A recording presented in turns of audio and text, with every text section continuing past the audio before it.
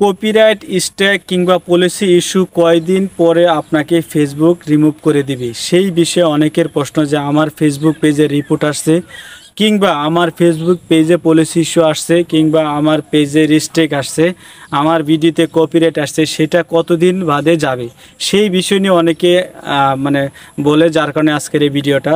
তো পুরো ভিডিওটা দেখলে অবশ্যই বুঝতে পারবেন কিভাবে আপনারা পলিসি ইস্যু রিমুভ করবেন এবং কতদিনের মাধ্যমে সেই এই পলিসি ইস্যুটা বা কমিউনিটি যে গাইডলাইন্স রুলসে ফলো করেন না, সেটার কারণে আপনার যে একটা স্ট্রাইক বা পলিসি ইস্যু আসছে, পার্টনার পলিসি ইস্যু, সেগুলো কত দিনের ভিতরে রিমুভ হবে সেই বিষয়ে আজকের আলোচনা।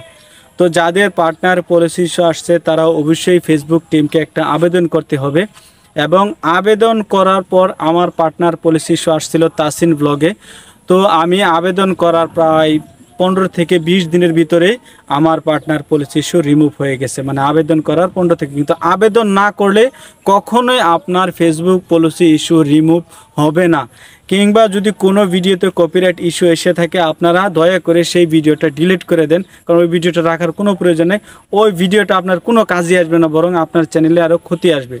তাই যারা কপিরাইট পলিসি ইস্যু নিয়ে চিন্তা ভাবনা করেন, যদি কোনো আপনার পলিসি ইস্যু আসে, অবশ্যই যদি আপনি পারেন ফেসবুকের কাছে রিপোর্ট করতে, তো ফেসবুকের অপশনে গিয়ে আপনি যেভাবে ফেসবুকে আবেদন করলে সেই রিপোর্টটা তুলে নেই, ক্লেমটা ইস্যুটা তুলে নেই, সেভাবে আবেদন করবেন।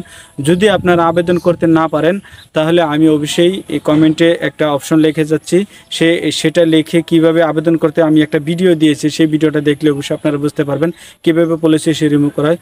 তো পলিসি ইস্যু আসারও কিছু কারণ আছে।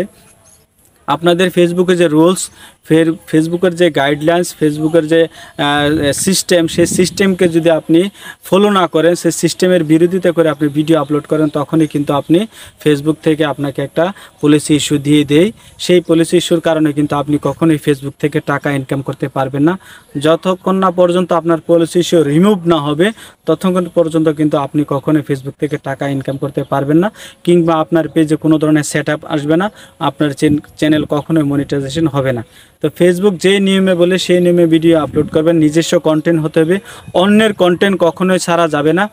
নিজের যে কন্টেন্টগুলো আছে সেই কন্টেন্টগুলো চালিয়ে অবশ্যই ফেসবুক থেকে আপনারা টাকা ইনকাম করতে পারবেন। এবং যদি ফেসবুকের রুলস মানেন, কমিউনিটি গাইডলাইন্স মানেন, তাহলে কখনোই আপনাকে ফেসবুক পলিসি ইস্যু দেবে না, পার্টনার পলিসি ইস্যু দেবে না, কোনো রিপোর্ট করবে না।